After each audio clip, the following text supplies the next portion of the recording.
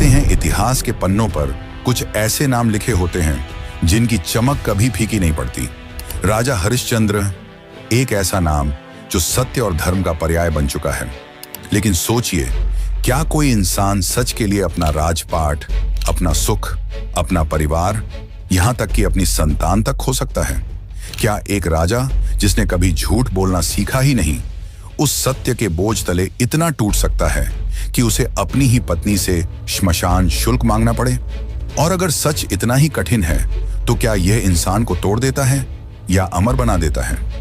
आज हम आपको ले चलेंगे उस अद्भुत कथा की ओर जहां एक राजा ने यह साबित कर दिया कि सत्यमेव जयते सिर्फ एक वाक्य नहीं बल्कि जीवन जीने का मार्ग है। यह सिर्फ कहानी नहीं बल्कि एक ऐसी अग्नि परीक्षा है जहां हर पल सवाल खड़ा होता है, क्या सच में इंसान सत्य के लिए सब कुछ कुर्बान कर सकता है? और अगर हां, तो उसका अंत क्या होता है, विनाश या अमृत? जवाब सुनकर आप भी चौंक जाएंगे, तो इस वीडियो को अंत तक जरूर देखें, क्योंकि जो आप देखने वाले हैं वो आपको अंदर तक हिलाकर रख देगा। तो चलिए इस अद्भुत और असाधारण कथा को शुरू करते हैं।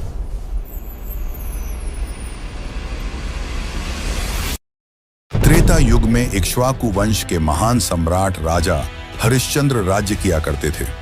यही वही वंश है जिसमें आगे चलकर भगवान श्री राम का जन्म हुआ।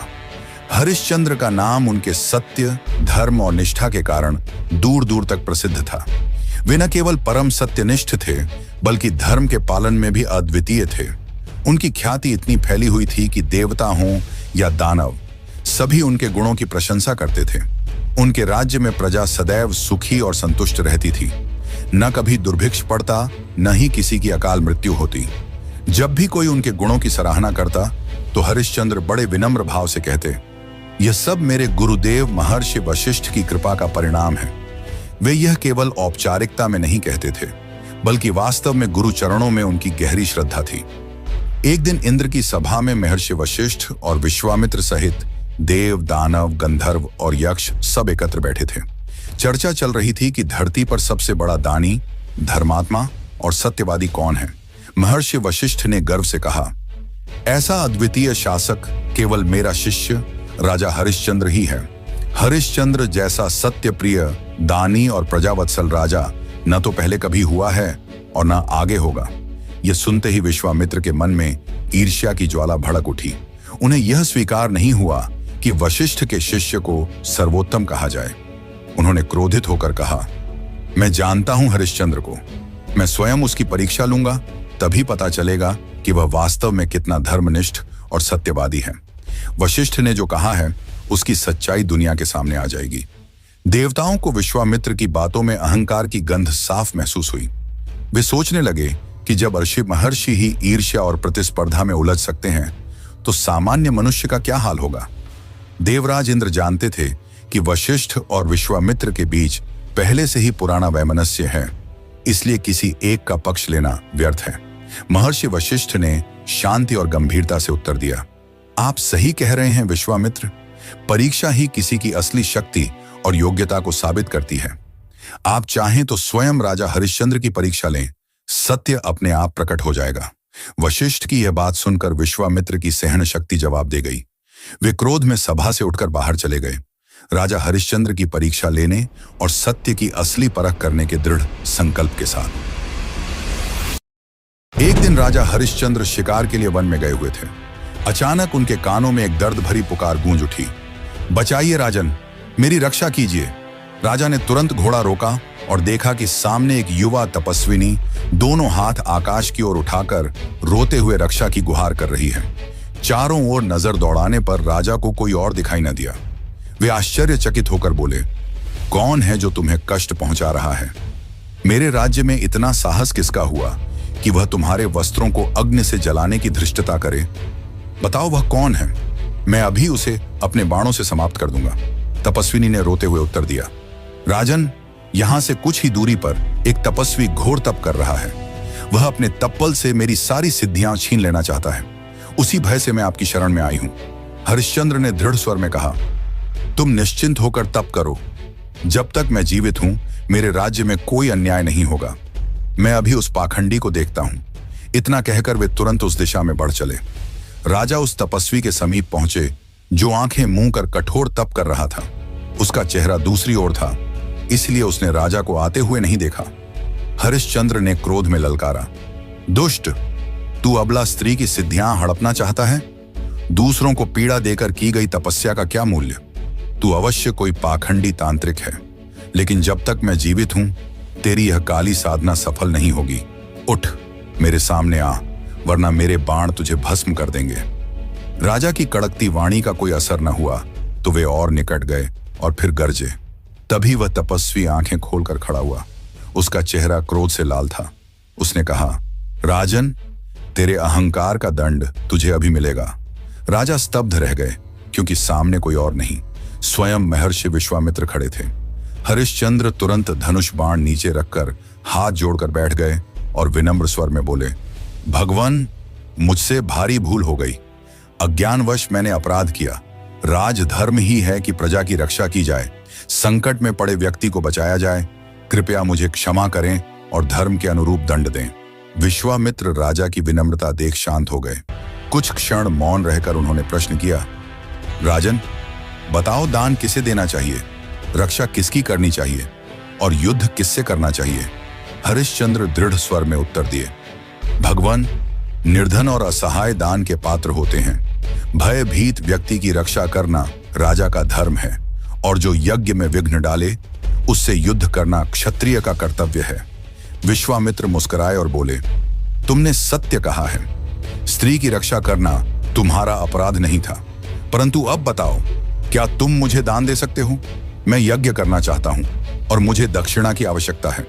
हरिश्चंद्र तुरंत बोले, ऋषिवर, आप जो भी चाहेंगे मैं अर्पित करूंगा। सोना, राज्य, पुत्र, यहां तक कि प्राण, सब कुछ आपके चरणों में समर्पित है। विश्वामित्र राजा के इस वचन से स्तब्ध रह गए। उन्होंने गंभीर स्वर में कहा, ठीक है राजन, जब समय आएगा तब मैं तुमसे मांग लूंगा। अभी तुम वापस जाओ और राजकाज संभालो, परंतु अपने वचन को स्मरण रखना। हरिश्चंद्र ने हाथ जोड़कर प्रणाम किया और राजधानी की ओर लौट गए, इस वचन के साथ कि सत्य चाहे कितना भी कठोर क्यों ना हो, वे उससे कभी पीछे नहीं हटेंगे। वन से लौटने के बाद विश्वामित्र के मन में राजा हरिश्चंद्र की परीक्षा लेने की तीव्र इच्छा उठी। उन्होंने सोचा, देखते हैं यह हरिश्चंद्र कितना धर्मनिष्ठ और सत्यप्रिय है। तुरंत ही उन्होंने अपनी दाढ़ी का एक बाल तोड़ा और भूमि पर पटक दिया।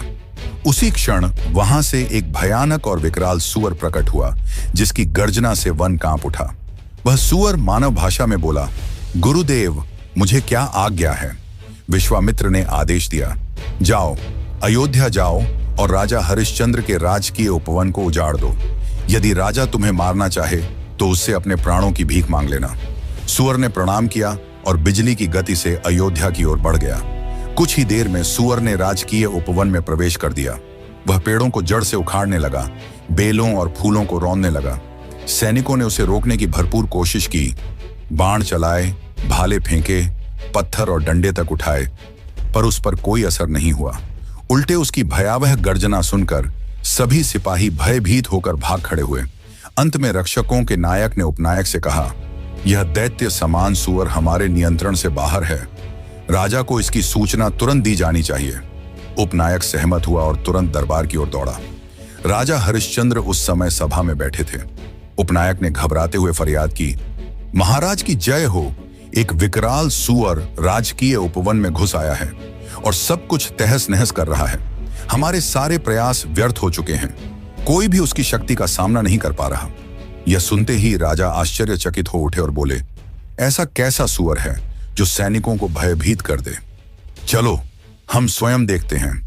वे तुरंत घोड़े पर सवार हुए और अपने सैनिकों के साथ उपवन की ओर चल पड़े। जैसे ही उन्होंने उपवन की दशा देखी, उनका क्रोध भड़क उठा। उन्होंने सूअर को ललकारा। सूअर गुर्राता हुआ भाग खड़ा हुआ और हरिश्चंद्र उसके पीछे पीछे दौड़े। पीछा करते करते वे घने और भयानक जंगल में जा पहुंचे, जहां उनके सैनिक भी पीछे छूट गए।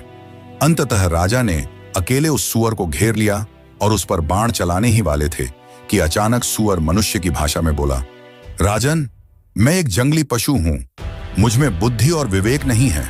मैंने जो किया वह मेरे स्वभाव का हिस्सा है, अपराध नहीं।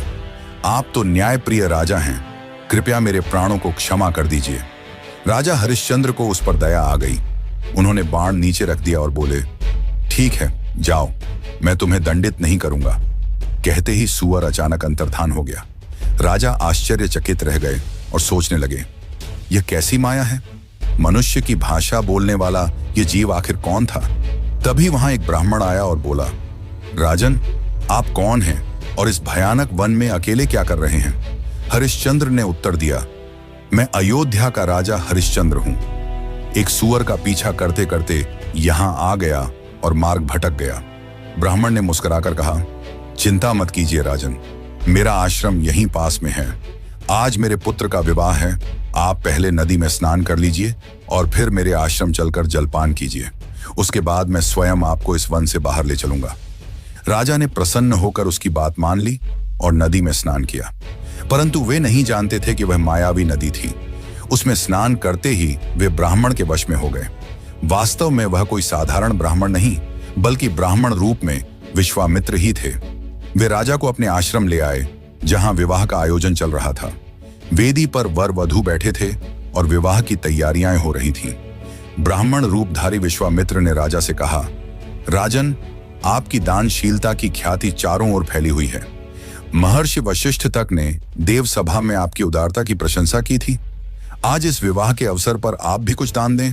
हरिश्चंद्र ने कहा, भगवान, जो भी आप चाहेंगे मैं अवश्य दूंगा। विश्वामित्र ने गंभीरता से कहा, यदि मैं अपने पुत्र के लिए आपका राज्य ही मांग लूं तो? हरिश्चंद्र तनिक भी विचलित न हुए और मुस्कुराते हुए बोले, विप्रवर, आप जो भी मांगेंगे वह मैं अर्पित कर दूंगा। राज्य ही चाहिए तो वह भी आपके पुत्र का है। यह सुनकर विश्वामित्र ने तत्काल राज्य दान में ले लिया और कहा, राजन, शास्त्रों में कहा गया है कि दान के साथ दक्षिणा भी देनी चाहिए, अतः अब मुझे सोने की दक्षिणा भी चाहिए। हरिश्चंद्र ने बिना किसी हिचक के सहमति दी। तभी उनके सैनिक उन्हें ढूंढते हुए वहां पहुंच गए। विश्वामित्र से अनुमति लेकर राजा अपने सैनिकों के साथ राजधानी लौट गए, लेकिन अब वे अपने ही राज्य को किसी और को दान कर चुके थे। राजा हरिश्चंद्र के वहां से जाते ही विश्वामित्र अपने वास्तविक स्वरूप में आ गए। उनके चेहरे पर संतोष और होठों पर व्यंग्य भरी मुस्कान फैल गई। मन ही मन वे सोचने लगे, अब देखता हूं हरिश्चंद्र कितना बड़ा सत्यवादी और दानी है। कहना आसान होता है पर निभाना कठिन। यही अंतर साधारण मनुष्यों और महापुरुषों में होता है। साधारण लोग कठिनाइयों के सामने टूट जाते हैं, लेकिन सच्चे महापुरुष तो स्वप्न में भी अगर धर्म सम्मत कोई वचन दे दें तो उसे निभाने में तनिक भी विचलित नहीं होते। अब देखना है यह राजा सचमुच धर्म और सत्य का पालन करता है या नहीं। यह सोचकर विश्वामित्र जोर जोर से हंसने लगे। उनके इस व्यवहार को देखकर शिष्य भी अचंभित रह गए। उधर हरिश्चंद्र को जरा भी अंदेशा नहीं था कि उनके साथ छल हो चुका है। राजधानी लौटते समय वे बस यही सोचते रहे कि अपनी धर्मपत्नी शैव्या और पुत्र रोहिताश्व को यह बात कैसे बताएंगे। न उन्हें राज्य का मोह था, न धन का लोभ, परंतु पुत्र की प्रतिक्रिया को लेकर वे चिंतित थे। जब वे महल पहुंचे तो शैव्या ने उनके उदास चेहरे को देखते ही पूछा, स्वामी, आज आप इतने व्यथित क्यों हैं? कहीं किसी याचक की इच्छा पूरी न कर सके? आपकी चिंता देखकर मेरा हृदय व्याकुल हो रहा है। राजा ने भारी मन से उत्तर दिया, प्रिय, वन में एक तपस्विनी के आग्रह पर मैंने अपना सर्वस्व दान कर दिया है। यही कारण है कि व्याकुल हूं। अब तुम्हें और रोहिताश्व को सेवक की तरह कैसे रखूंगा? यह सुनकर शैव्या की आंखों में क्षण भर के लिए आश्चर्य झलका, पर फिर मुस्कुराकर बोली, नाथ, यह तो आनंद का विषय है। राज्य के प्रपंचों में बंधकर हम स्मरण भूल गए थे। अब हमें पूरा समय भक्ति और सत्य के मार्ग पर चलने को मिलेगा। रोहिताश्व ने भी पिता का समर्थन किया। इससे राजा का मन कुछ हल्का हुआ। अगले दिन दरबार में राजा सिंहासन पर बैठे ही थे कि विश्वामित्र वहां आ पहुंचे। उनके आगमन पर सभी सभासद खड़े होकर सम्मान में झुक गए। विश्वामित्र ने गर्व से कहा, राजन, मुझे पहचाना? कल वन में ब्राह्मण वेश में मैं ही तुमसे मिला था। तुमने अपने पुत्र के विवाह में मुझे अपना संपूर्ण राज्य दान में दिया था। अब अपने वचन का पालन करो और यह राज्य छोड़ दो। साथ ही दान के साथ दक्षिणा स्वरूप 2.5 भार सोना भी मुझे चाहिए। राजा हरिश्चंद्र ने हाथ जोड़कर विनम्रता से कहा, भगवान, राज्य तो आपका ही है, मैंने इसे आपको समर्पित कर दिया, परंतु दक्षिणा स्वरूप जो सोना आप चाहते हैं उसे लाने का साधन मेरे पास नहीं है। राज्य की हर संपत्ति अब आपकी है। मैं वचन देता हूं कि इस राज्य से बाहर जाकर अपने परिश्रम से धन अर्जित करूंगा और यथाशीघ्र दक्षिणा चुका दूंगा। विश्वामित्र ने कठोर स्वर में कहा, ठीक है, मैं तुम्हें 1 माह का समय देता हूं। इस अवधि में यदि तुमने सोना नहीं दिया तो तुम्हें दंडित किया जाएगा। अभी अपने राजसी वस्त्र और आभूषण उतार दो और वल्कल वस्त्र धारण करो। हरिश्चंद्र ने हाथ जोड़कर उत्तर दिया, भगवन, मैं आपके वचन का पालन अवश्य करूंगा। यदि न कर सका तो आपका हर दंड स्वीकार करूंगा। यह कहकर उन्होंने राजसी आभूषण उतार दिए और वल्कल वस्त्र पहन ली। फिर भारी मन से महल लौट गए। उनके जाने के बाद महर्षि वशिष्ठ चुप न रह सके। वे गंभीर स्वर में बोले, मित्र, यह आचरण उचित नहीं है।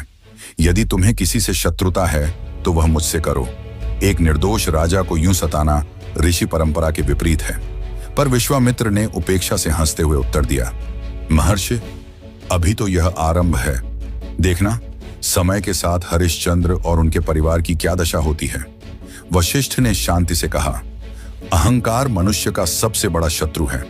अपने तपोबल का अहंकार करना किसी साधु को शोभा नहीं देता। शिष्य को अपने गुरु का साथ हर परिस्थिति में निभाना चाहिए और गुरु को भी अपने शिष्य का मार्गदर्शन कभी नहीं छोड़ना चाहिए। परंतु तुम जिस राह पर चल पड़े हो उसका परिणाम शुभ नहीं होगा। वशिष्ठ की इस घोषणा से सभासदों का मन भी द्रवित हो उठा। वे एक स्वर में कहने लगे कि यदि धर्म का अपमान हो रहा है तो वे अयोध्या छोड़ देंगे।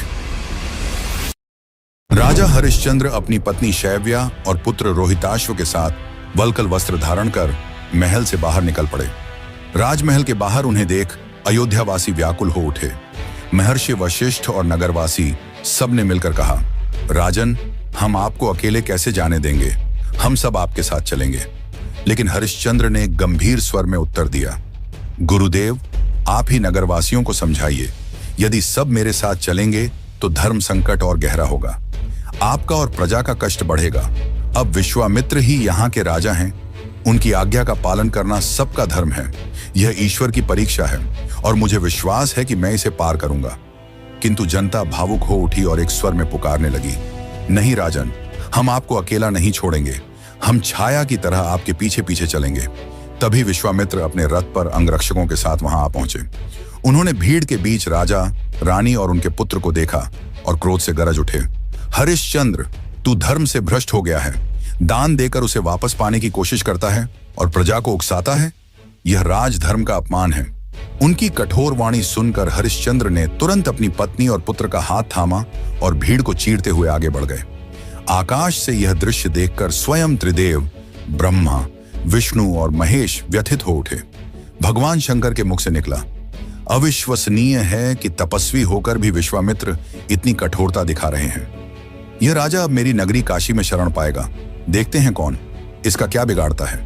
विष्णु ने शांत स्वर में कहा, महादेव, धैर्य रखिए। सत्य की स्थापना के लिए महात्माओं को कष्ट सहना ही पड़ता है। राज्य का त्याग करने के बाद हरिश्चंद्र सोच में डूब गए। अब कहां जाए?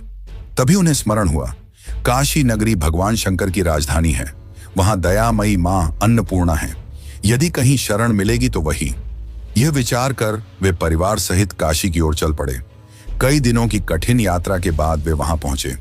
उनके पांव छिल गए थे, खून बह रहा था, वस्त्र फटे और मैले हो चुके थे।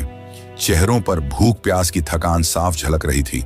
लेकिन राजा का धैर्य अडिग रहा। वे जानते थे कि धर्म की असली परीक्षा विपत्ति में ही होती है। काशी में कोई उन्हें पहचानता न था।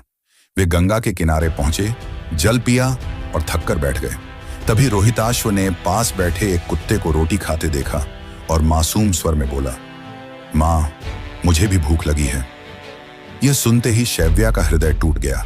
उसने बच्चे को छाती से लगा लिया और आंसू बहाने लगी। अपने पुत्र का कष्ट देखकर हरिश्चंद्र का धैर्य भी डगमगा उठा। उन्होंने बच्चे को बहलाने के लिए गंगा में तैरते हंस दिखाए, पर भूख से व्याकुल बालक बार बार रोटी की मांग करता रहा। अंततः राजा ने कहा, शैव्या, चलो मां, अन्नपूर्णा के मंदिर में चलते हैं। वहां प्रसाद मिलेगा जिससे रोहिताश्व की भूख शांत हो जाएगी। उसी समय मां अन्नपूर्णा स्वयं एक वृद्धा का रूप धारण कर घाट पर प्रकट हुई। उन्होंने रोते हुए बालक को देखा और पूछा, यह क्यों रो रहा है? हरिश्चंद्र ने विनम्रता से कहा, मां, हम परदेसी हैं, नगर में किसी को नहीं जानते। यह बच्चा भूखा है और हमारे पास देने को कुछ नहीं। वृद्धा मुस्कुराकर बोली, मेरे पास अन्नपूर्णा का प्रसाद है। प्रसाद सबका समान अधिकार है, इसे ग्रहण करने में संकोच मत कीजिए। शैव्या ने मौन सहमति दी। वृद्धा ने प्रसाद दिया, जिससे रोहिताश्व का पेट भर गया और राजा रानी को भी थोड़ी तृप्ति मिली। फिर भी दिन भर वे नगर में भटकते रहे, परंतु कहीं कोई काम न मिला। थक हार कर वे बाजार के किनारे बैठ गए। तभी हरिश्चंद्र ने गहरी चिंता में कहा, प्रिय, आज 1 माह पूरा हो रहा है। यदि मैं सूर्यास्त तक विश्वामित्र को दक्षिणा न दे पाया तो मेरा सत्य वचन असत्य हो जाएगा। शैव्या ने सांत्वना दी, स्वामी, विश्वास रखिए, भगवान शिव अवश्य आपकी सहायता करेंगे। सत्य की रक्षा के लिए काशी नगरी में कोई मार्ग अवश्य निकलेगा। इसी बीच थोड़ी दूरी पर विश्वामित्र खड़े यह सब देख रहे थे। उनके चेहरे पर कुटिल मुस्कान फैल गई। वे आगे बढ़े और राजा रानी से कठोर स्वर में बोले, तो यहां बैठे हो तुम? मैंने तुम्हें नगर भर ढूंढा और तुम चैन से यहां हो। याद है ना हरिश्चंद्र, आज 1 माह पूरा हो गया है। सूर्यास्त से पहले मेरी दक्षिणा चाहिए, अन्यथा परिणाम भुगतने के लिए तैयार रहो। राजा ने हाथ जोड़कर उत्तर दिया, भगवान, सूर्यास्त से पहले ही मैं आपको दक्षिणा दूंगा, कृपया धैर्य रखें। विश्वामित्र ने कठोर हंसी के साथ कहा, ठीक है, मैं लौट कर आऊंगा। याद रखना, समय निकल गया तो दंड अवश्य मिलेगा। ये कहकर वे वहां से चले गए और हरिश्चंद्र का हृदय और भी भारी हो गया। राजा हरिश्चंद्र अपनी पत्नी शैव्या और पुत्र रोहिताश्व के साथ वल्कल वस्त्र धारण कर काशी की गलियों में भटक रहे थे। दिन ढल रहा था और मन में एक ही चिंता थी, आज सूर्यास्त तक विश्वामित्र को दक्षिणा चुकानी है, वरना उनका सत्य वचन अधूरा रह जाएगा। पर अनजान नगरी में कोई उन्हें आण देने को तैयार नहीं था। अंततः राजा ने गहरी सांस भरकर कहा, अब एक ही उपाय शेष है, मैं स्वयं को बेच दूं। राजा की व्याकुलता देखकर शैव्या ने शांत स्वर में कहा, स्वामी, सत्य की महिमा अपार है। सत्य के बल पर ही सूर्य उगता और अस्त होता है। सत्य से ही यह धरती स्थिर है। हजारों यज्ञ और दान भी सत्य के बराबर नहीं ठहर सकते। धर्म का पालन करना ही सबसे बड़ा कर्तव्य है। यह सुनकर हरिश्चंद्र की आंखें भर आईं। वे बोले, प्रिय, मैं जानता हूं कि सत्य ही जीवन है, परंतु इस समय मैं क्या करूं? मेरे पास कोई मार्ग नहीं। शैव्या ने दृढ़ता से कहा, स्वामी, मैं आपके पुत्र की माता हूं। मेरी सबसे बड़ी साधना पूर्ण हो चुकी है। अब यदि आवश्यकता है तो आप मुझे बेच दीजिए। उस धन से आप अपनी प्रतिज्ञा निभा सकेंगे। यह सुनते ही हरिश्चंद्र हतप्रभ रह गए। उनके आंसू छलक उठे। वे रो पड़े और बोले, प्रिय, यह कैसा कठोर वचन है। क्या हमारा प्रेम बंधन इतना हल्का है कि तुम्हें किसी और को सौंप दूं? ऐसा विचार करना भी मेरे लिए पाप है। पर शैव्या ने उन्हें समझाया, स्वामी, झूठा मनुष्य श्मशान की भांति अपवित्र होता है। झूठ बोलने से यज्ञ, दान, तप सब व्यर्थ हो जाते हैं। पुराणों में आकृति राजा की कथा आती है, जिसने अनेक यज्ञ किए थे, पर एक झूठ बोलने के कारण स्वर्ग से नीचे गिर पड़ा। मैं नहीं चाहती कि आप भी असत्य के कारण पतित हों। आप मेरी बात मान लीजिए और मुझे बेचकर सत्य की रक्षा कीजिए। उसी समय रोहिताश्व ने मासूम स्वर में कहा, मां, मुझे भूख लगी है। पिताजी रो क्यों रहे हैं? क्या उन्हें भी भूख लगी है? पुत्र की मासूमियत ने राजा का हृदय छलनी कर दिया। उन्होंने व्याकुल होकर कहा, ठीक है, यदि यही सत्य की राह है तो मैं यह भी करूंगा। मैं तुम्हें, रोहित को और स्वयं को भी बेच दूंगा, पर अपने वचन से नहीं हटूंगा। सत्य ही मेरा प्राण है। राजा ने नगर में पुकारना शुरू किया, हे नगर वासियों, मेरी बात सुनो। मत पूछो मैं कौन हूं, बस इतना जान लो कि मैं विवश होकर अपनी पत्नी और पुत्र को बेचना चाहता हूं। यदि किसी को दासी या सेवक की आवश्यकता हो तो उन्हें खरीद सकता है। लोग स्तब्ध रह गए। तभी एक वृद्ध ब्राह्मण आगे बढ़ा और बोला, मुझे एक दासी चाहिए। मेरी पत्नी अस्वस्थ है और घर का काम नहीं कर पाती। बोलो, इसका क्या मूल्य है? हरिश्चंद्र ने पीड़ा भरे स्वर में कहा, भगवान, मैं अपनी धर्मपत्नी का मूल्य नहीं बता सकता। जो आपको उचित लगे वह दे दीजिए। उसी क्षण ब्राह्मण वेश में खड़े विश्वामित्र ने पोटली आगे बढ़ाई और बोला, इसके लिए मैं 1 भार सोना दूंगा। विवश राजा ने वह धन स्वीकार कर लिया। शैव्या की आंखों में आंसू छलक आए। तभी रोहिताश्व ने मां का आंचल पकड़ लिया और जोर से रोने लगा। ब्राह्मण ने झुंझलाकर कहा, अरे लड़के, छोड़ दे इसका पल्लू। मैंने तेरी मां को खरीदा है, तुझे नहीं। शैव्या ने बेटे को सीने से लगाकर कहा, पुत्र, तू पिता के साथ रहना। मैं तो अब दासी हूं, परंतु यदि दया हो तो इस बालक को भी खरीद लीजिए, इससे मेरा मन विचलित नहीं होगा। पहले तो ब्राह्मण ने इनकार किया, पर शैव्या के वचन और आंसुओं ने उसका हृदय पिघला दिया। उसने और एक भार सोना देकर रोहिताश्व को भी खरीद लिया और उसे पास खड़ी वृद्धा की देखभाल में सौंप दिया। ब्राह्मण वेशधारी विश्वामित्र दोनों को लेकर चला गया और फिर अपने वास्तविक रूप में राजा के सामने आ खड़ा हुआ। उन्होंने कठोर स्वर में कहा, राजन, सूर्यास्त होने ही वाला है, अब बताओ मेरी दक्षिणा का क्या हुआ? हरिश्चंद्र की आंखों में आंसू थे, हृदय में शोक का सागर उमड़ रहा था, पर सत्य से विचलित नहीं हुए।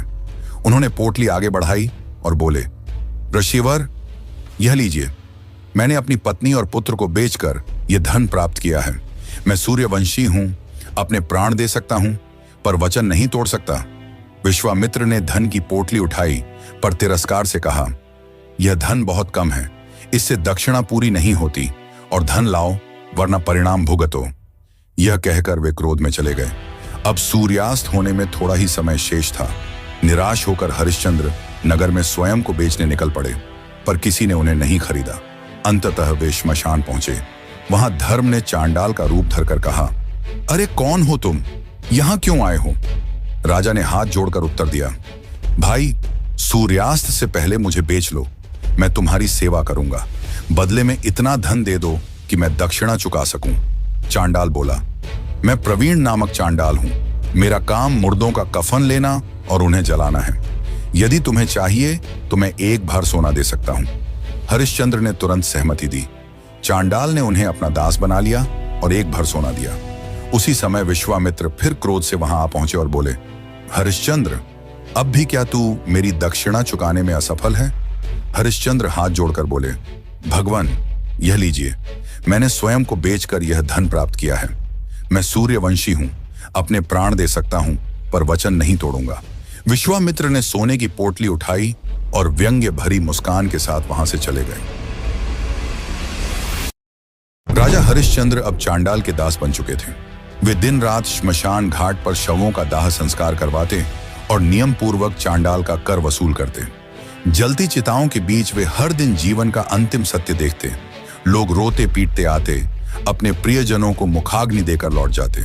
राजा सोचते, संसार का यही अंत है, यहां सबका एक ही ठिकाना है। इस दृश्य ने उन्हें और अधिक विरक्त कर दिया। विपत्ति ने उनके धैर्य को और दृढ़ बना दिया और वे निरंतर भगवान का स्मरण करते हुए अपने कर्तव्य का पालन करते रहे। उधर महारानी शैव्या ब्राह्मण के घर में कठोर परिश्रम करती और पुत्र रोहिताश्व को भी काम करना पड़ता। एक दिन बालक फूल तोड़ने बगीचे में गया, जहां उसे एक विषैले सर्प ने डंस लिया। कुछ ही पलों में उसका प्राणांत हो गया। पुत्र का शव देखकर शैव्या विलाप करने लगी, पर सांत्वना देने वाला कोई न था। उसने शव को गोद में उठाया और ब्राह्मण से विनती की कि अंतिम संस्कार के लिए कुछ धन दे दे, ताकि कफन का प्रबंध कर सके, पर ब्राह्मण ने निर्दयता से मना कर दिया। विवश होकर शैव्या अपने पुत्र के शव को उठाए श्मशान की ओर बढ़ी। श्मशान पर हरिश्चंद्र अपने कर्तव्य में लगे थे। तभी उन्होंने एक स्त्री को देखा जो अपने पुत्र का शव ले आई थी। नियम के अनुसार उन्होंने कहा, देवी, बिना कर चुकाए यहां किसी का भी दाह संस्कार नहीं हो सकता, चाहे वह आपका पुत्र ही क्यों न हो। यह सुनकर शैव्या ने सिर उठाया और जैसे ही हरिश्चंद्र ने उसके चेहरे को देखा, उनके पैरों तले जमीन खिसक गई। वह उनकी पत्नी थी और शव उनका इकलौता पुत्र रोहिताश्व।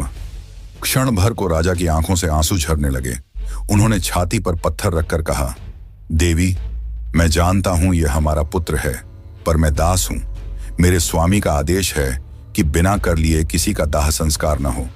धर्म मुझे कर्तव्य निभाने से रोकता नहीं। शैव्या फूट फूट कर रोते हुए बोली, स्वामी, मैंने पहले ही अपनी साड़ी का आधा भाग फाड़कर पुत्र को लपेटा है, अब शेष आधा ही बचा है। यदि यही कर मानते हो तो ले लीजिए और हमारे पुत्र का दाह संस्कार कीजिए। हरिश्चंद्र का हृदय कांप उठा। पति पत्नी एक दूसरे की ओर देखते रहे और रोते रोते अपने पुत्र को अंतिम विदाई देने लगे। तभी श्मशान में अद्भुत प्रकाश फैल गया। बिजली सी चमकी और देवगण आकाश से उतर आए। चांडाल अचानक धर्मराज के रूप में प्रकट हो गए। उनके साथ स्वयं महर्षि विश्वामित्र भी थे। विश्वामित्र ने आगे बढ़कर हरिश्चंद्र को गले लगा लिया और बोले, राजन, यह सब एक परीक्षा थी। देवताओं ने तुम्हारी सत्य निष्ठा को परखना चाहा था और तुमने हर कसौटी पर स्वयं को अडिग साबित किया। तुमने सत्य के लिए अपने प्राण, अपना राज्य, अपनी पत्नी और पुत्र तक त्याग दिए, पर अपने वचन से कभी नहीं डिगे। इसी क्षण आकाशवाणी हुई, राजा हरिश्चंद्र, तुम्हारा नाम युगों युगों तक सत्य का प्रतीक बनकर गूंजता रहेगा। जब हरिश्चंद्र ने आंसुओं से भीगे नेत्रों से देखा तो उनका पुत्र रोहिताश्व पुनः जीवित उनके सामने खड़ा था और शैव्या राजसी वेशभूषा में दमक रही थी। धर्मराज मुस्कुरा रहे थे और विश्वामित्र ने उनका खोया हुआ राज्य भी लौटा दिया। हरिश्चंद्र अयोध्या लौटे और वर्षों तक सत्य और धर्म की आधारशिला पर प्रजा की सेवा करते रहे। लेकिन यह कथा सिर्फ एक राजा की नहीं, बल्कि एक आदर्श की है। सच्चाई और ईमानदारी की पहचान तब होती है जब आपके पास असत्य का सहारा लेने के सारे अवसर हों, जब परिस्थितियां आपको मजबूर करें और फिर भी आप डिगे नहीं। राजा हरिश्चंद्र ने दिखा दिया कि सत्यमेव जयते केवल एक वाक्य नहीं, बल्कि जीवन जीने का मार्ग है। और जब तक धरती पर सत्यप्रिय लोग रहेंगे, तब तक स्वर्ग और देवता भी उनका जयगान करते रहेंगे।